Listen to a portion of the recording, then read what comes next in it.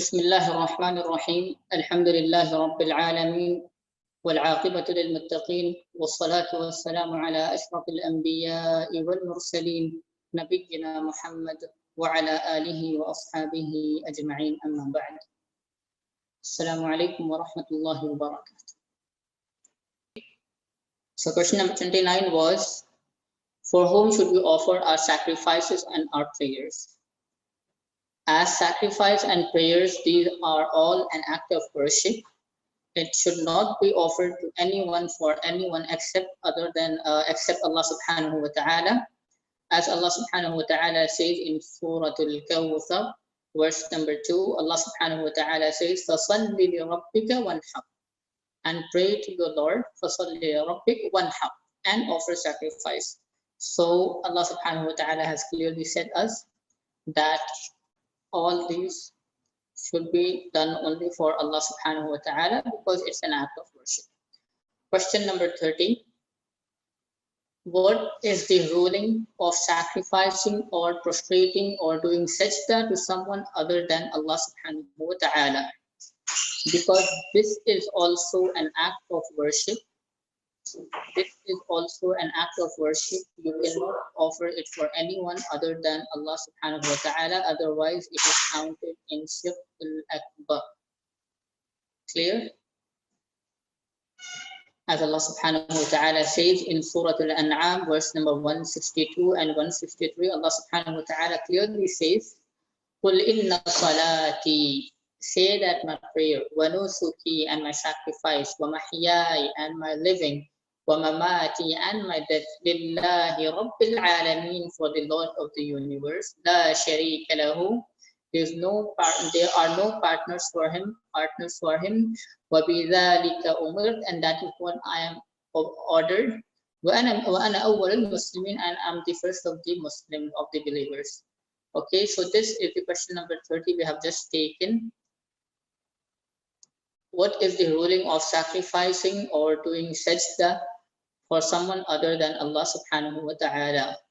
Because all these are an act of worship, you cannot offer this for anyone other than Allah, otherwise it is counted in shirkul akbar. Okay. Question number 31. What is the ruling of swearing by someone other than Allah subhanahu wa ta'ala? For example, swearing by Rasulullah sallallahu alaihi wasallam. For example, you say, Wallahi, I swear by Allah. And here, instead of saying Allah subhanahu wa ta'ala, you can say someone else's name. What is the ruling of this? The question is, what is the ruling of swearing by someone other than Allah subhanahu wa ta'ala? For example, Rasulullah. Or by someone's status or his position. What is the ruling? So yesterday I had said that swearing is an act of shirk which comes in shirkul asghar, which comes in the lesser shirk. Ya ikhwan, man huna?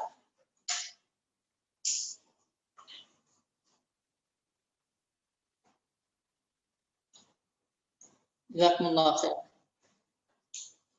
Okay, so question number 31. What is the ruling of swearing by someone other than Allah, for example, Rasulullah sallallahu alaihi wasallam, or by someone's status or position? So yesterday I had said that this is an act of shirk because you are swearing. Swearing is just for Allah subhanahu wa ta'ala, by Allah subhanahu wa ta'ala's name or his attribute. So if you swear by even Rasulullah, it is not permissible, because Rasulullah himself said, La taknifu illa billah. Rasulullah himself said that don't swear by anyone except Allah subhanahu wa ta'ala. And in another hadith, Rasulullah sallallahu alaihi wasallam said, if anyone wants to swear, then just swear by Allah subhanahu wa ta'ala, or just keep quiet. And in the third hadith, Rasulullah sallallahu alaihi wasallam has clearly said, Man halafa bighayri Allahi faqad ashrak. Whoever has swore by someone other than Allah subhanahu wa ta'ala, he has committed an act of shirk. Am I clear with the evidences and everything? Am I clear with question number 31? In the third hadith, Rasulullah sallallahu alaihi wasallam said, "Man halafa bi ghayri Allah faqad ashrak." Whoever swears by someone other than Allah subhanahu wa ta'ala, he has committed an act of shirk. Okay, now, why do you say it is shirkul asghar and not shirkul akbar? Why do you say it is the lesser shirk which does not take you out of the limits and boundaries of Islam? Instead, it is the lesser shirk, which is a means for you to go to the shirkul akbar, to the greater shirk, but it is not taking you, when you commit it, it does not take you out of Islam. Why? Because it is shirk by word, not by the intention, not by the heart. It is shirk by the word. Okay, like for example, doing sajda or offering sacrifice. Okay, so this is an act of worship. It itself is an act of worship which should be done only for Allah subhanahu wa ta'ala. So now if you do it for someone other than Allah, you're going to get out of Islam immediately. But here is just an act, committed by the word. You're not having any intention. But just be careful here. But if you have the intention, the firm faith that the one who was swearing by someone other than Allah subhanahu wa ta'ala is equal to Allah, or greater than Allah, then this is also an act of shirkul akbar and you are getting out of this boundary of Islam. Am I clear how we categorize it into shirkul asghar and not akbar, and when we say that even swearing becomes an act where you can get out of the boundaries of Islam? Am I clear with this? Question number 32. What is the obligation upon a Muslim regarding the names and attributes of Allah subhanahu wa ta'ala? What is the obligation upon every Muslim regarding the names and attributes of Allah subhanahu wa ta'ala? Okay, so now coming back to our theory of a pen, like I had been explaining why Tawheed was split into 3 parts, though Tawheed is just one. But to make it easy, we split it and then show, okay, so Tawheed has this part. Tawheed is Tawheed consists of the Lordship. It also consists of worshipping and ibadah, and it also consists of us, believing in the names and attributes of Allah subhanahu wa ta'ala. So coming back to the theory of the pen, so why this happened? Why did the scholars want to, felt that there's a need to split Tawheed into different parts and then explain to the people to make it easy? Why? It was because in the time of the people, in the time of the idolaters of Mecca, I said that they didn't have any problem with believing that Allah is their Lord and believing in the names and attributes of Allah subhanahu wa ta'ala. They did not have any problem with that. The only problem they had was directly connecting to Allah subhanahu wa ta'ala. The only problem they had was directly connecting to Allah subhanahu wa ta'ala. They felt like they're not that much, liable, or they're not that pure or anything that they can connect to Allah subhanahu wa ta'ala directly. Okay? But then what happened? Then what happened is, as the days passed, am I clear? I think my voice is breaking continuously. There's some disturbance here. It should be over now. Am I clear? Yeah, okay. So I had been saying that Tawheed was having, Tawheed was just one, but to explain to people with more easiness, they had split into 3 parts.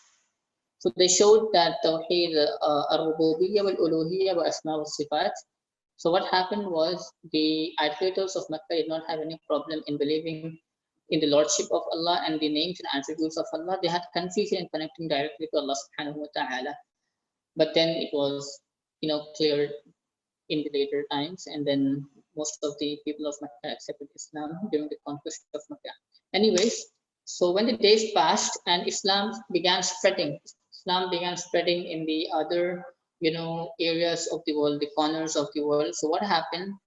when Islam reached the Christian people, the Christians and the Magians, or the people of Iran, Persia, and such people who worship the fire or Jesus Christ, peace be upon him, what happened? They began a confusion one more time.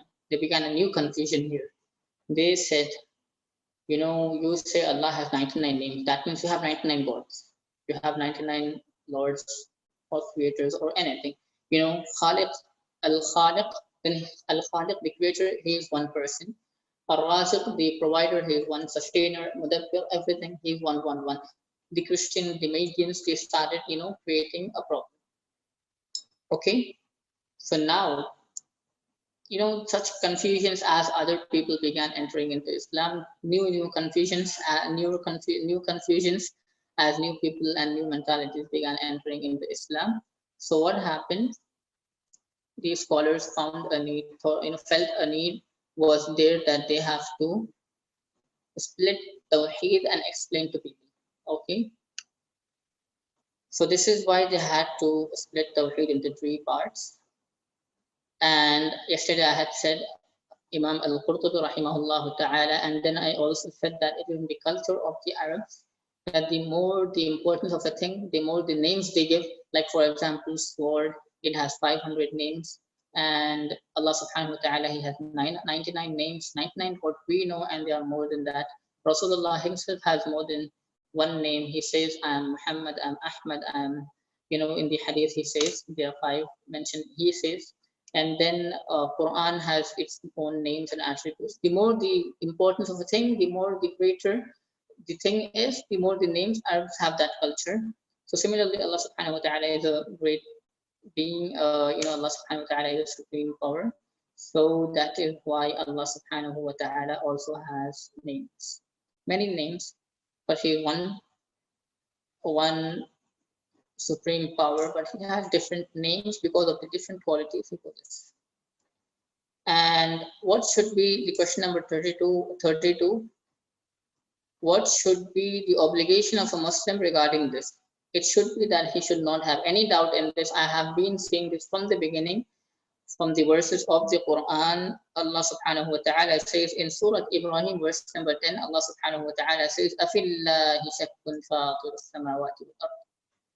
Do you have any doubt in Allah, the creator of the skies and the earth? Allah subhanahu wa ta'ala says. And then, so that's why you have to have firm belief, firm faith in the names and attributes of Allah subhanahu wa ta'ala. And you should not go behind thinking, how can one person has different qualities? How can one person hear all the people at one time and stuff? You should not try to imagine, because Allah subhanahu wa ta'ala says, فَلَا تَضْرِبُوا لِلَّهِ الْأَمْثَالِ. Allah subhanahu wa ta'ala said, and do not try to give examples for Allah subhanahu wa ta'ala. Allah subhanahu wa ta'ala said, Surah Al-Nahl, verse number 74, فَلَا تَضْرِبُوا, Allah subhanahu wa ta'ala says, فَلَا تَضْرِبُوا لِلَّهِ الْأَمْثَالِ. Do not try to give examples for Allah subhanahu wa ta'ala. The obligation upon you is that you have been told that Allah can hear. You have been told that Allah can hear all the people at one time. He can control all the people at one time.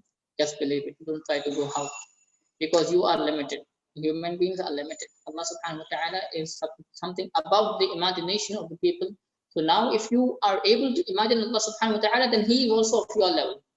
So how much ever you try to imagine Allah subhanahu wa ta'ala, it's impossible. If it is possible, then it's not Allah, because Allah is something great. You cannot imagine him. Okay, and similarly Allah subhanahu wa ta'ala says, La tudrikuhu al-absar, imagination cannot understand him. And the same thing I had discussed in question number 8. I had discussed in the problem of istiwa, the elevation of Allah and the rising of Allah subhanahu wa ta'ala above the arsh. I had discussed that we should not go deep into this, because Imam Malik rahimahullah ta'ala, when a person came to him and said, and recited the verse of Surah Taha, Ar-Rahman ala al-Arsh istawa. When this person came to Imam Malik and said, how is it that, what is the meaning of istawa? Imam Malik, he actually got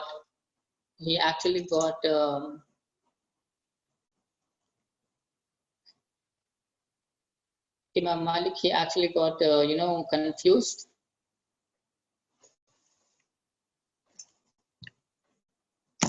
Imam Malik, he actually got confused. No, not confused. Astaghfirullah. Imam Malik did not get confused. The person, when he asked, I'm sorry, I had some disturbance here. What happened when a person came and asked him what is the meaning of istiwa? Imam Malik, first he just, lowered his head, and then he began sweating. He began sweating by the fear and by shyness that how a person is, having that courage to ask about Allah subhanahu wa ta'ala such a question. Okay. So when Imam Malik heard this question, his condition just changed. He began sweating, and then after a while, he raised his head, and then he said, Al-istiwa'u ma'lumun. Istiwa is what? Istiwa is something we know. We know by meaning. Al-istiwa'u ma'lumun. Wal kayfu majhulun. And how it is unknown. Wal iman bihi wajib. And to have faith upon it is obligatory. Okay. Istiwa is something known by its meaning. And then how it is not, and it is unknown. We should not try to imagine. Wal iman bihi wajib, and then iman upon it is, having faith upon it is obligatory. Was-su'alu anhu bid'ah, and asking about this is something an innovation, because scholars never ever tried to go into how or imagine how Allah subhanahu wa ta'ala can be, but they try to know the meaning of the word, not more than that. Okay, so this is not appropriate that you try to know what Allah subhanahu wa ta'ala, how Allah subhanahu wa ta'ala can be, or try to give examples for Allah subhanahu wa ta'ala. I think I'm clear with question number 32 now. We have just finished question number 32. What is an obligation upon every Muslim? What is the obligation upon every Muslim regarding the names and attributes of Allah subhanahu wa ta'ala? Okay. Imam Malik said, istiwa is something known by its meaning. By its meaning, it is not. It is known. And how it is, it's not known, unknown. And to have iman upon it is obligatory. And you should not ask any questions about it. Any doubts?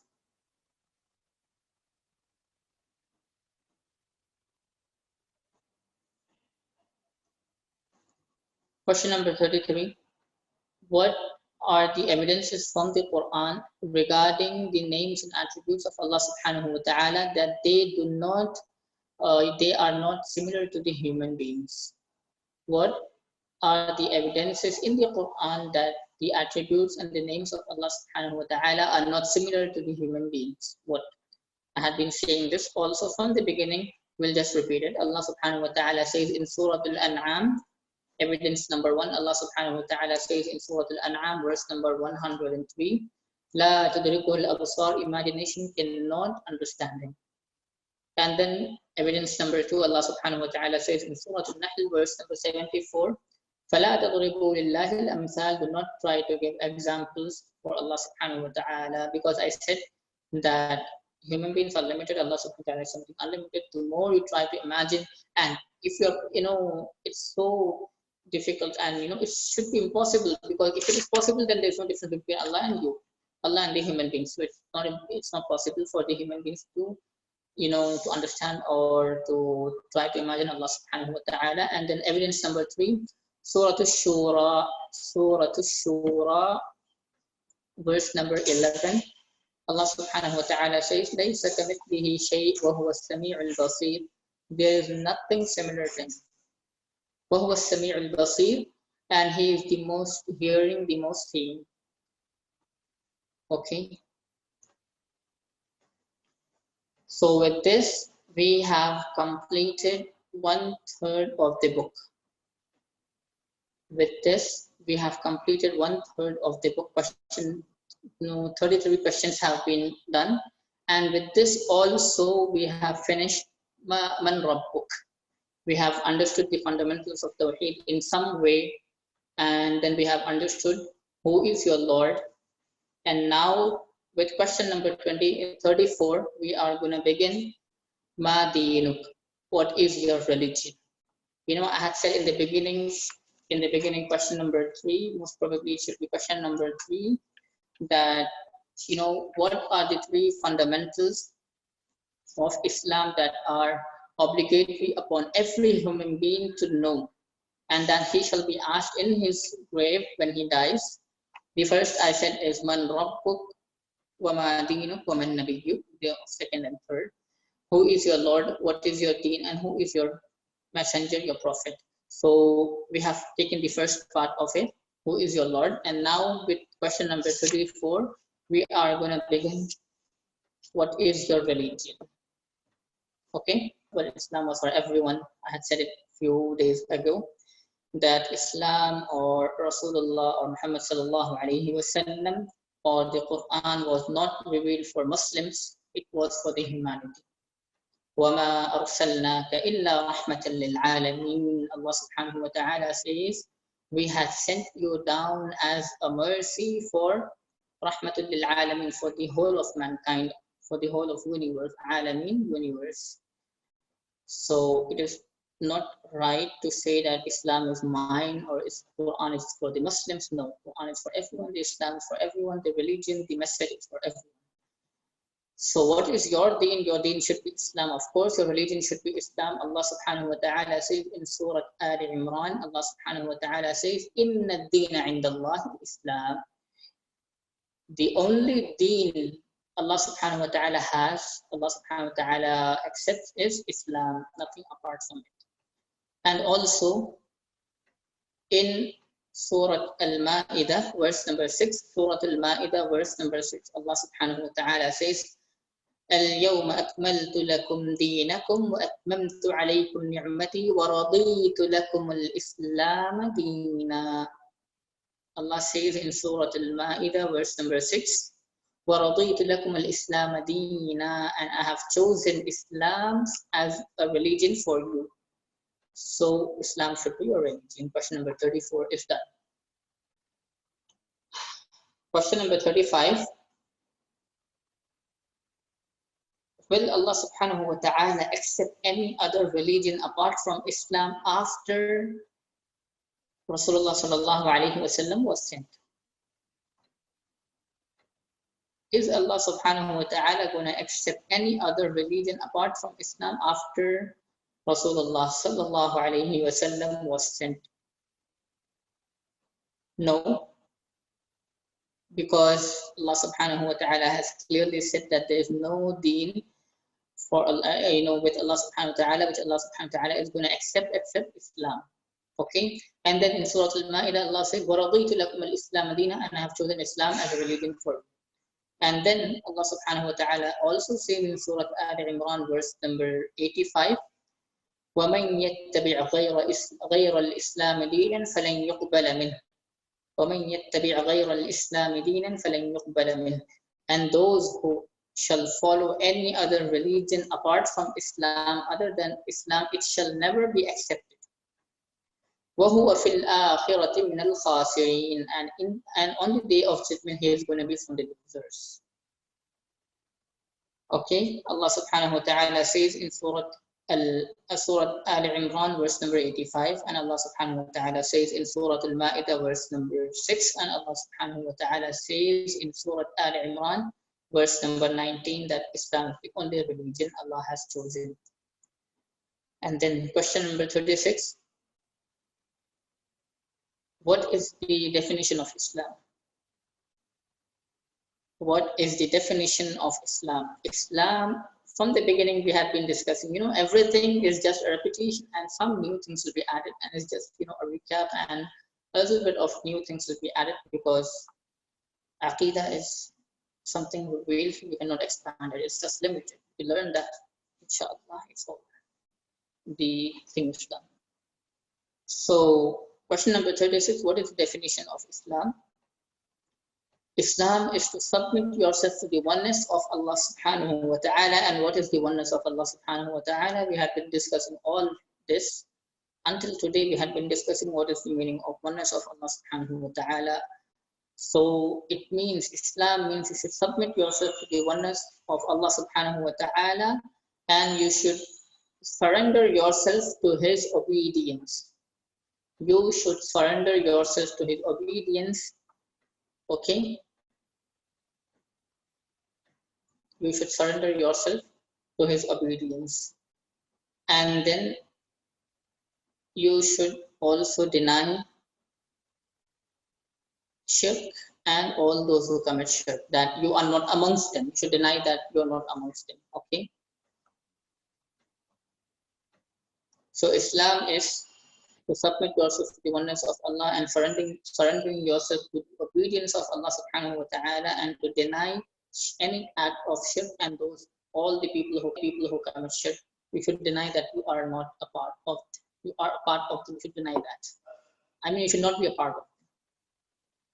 And about surrendering yourself to Allah subhanahu wa ta'ala, I had said yesterday and day before yesterday that the more you love someone, the more you know someone. Now you can see the importance of why we are learning this, why we have been learning this all until now. The more you know someone, the more you love him, and the more you find it easy to submit yourself to him and to obey and listen to whatever he says. Okay?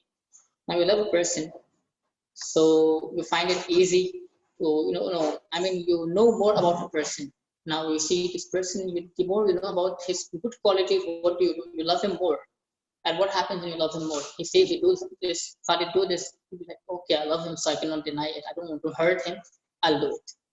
So similarly, when you know Allah subhanahu wa ta'ala more, you are going to love him more. And when you love him more, you will not be able to accept that you will hurt him. So you will do everything he orders you. It is not oppression. As people say that Islam is something which is oppressing the followers. No, Islam is the religion of peace. And it is a religion of ease. Allah does not oppress any of His servants. He is the most merciful. Clear with the meaning of Islam?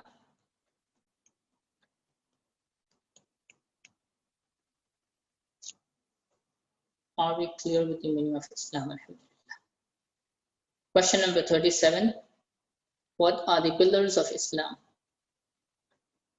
What are the pillars of Islam? Note down 5 pillars. 5 pillars of Islam. Note down if you don't know. Shahadatu an la ilaha illallah wa anna Muhammadan Rasulullah sallallahu alayhi wa sallam. Wa iqam as-salam wa ita'u az-zakah wa sawm Ramadan wa hajj al-bayt man istata'a ilayhi sabila. The first pillar is Shahadatu an la ilaha illallah wa anna Muhammadan Rasulullah, to bear witness that Allah is the only deity to be worshipped and there is no deity apart from him. And that Muhammad sallallahu alayhi wasallam is his servant and his messenger. The second pillar is to offer prayers. The third is to offer zakah. The fourth is to offer your fasting, to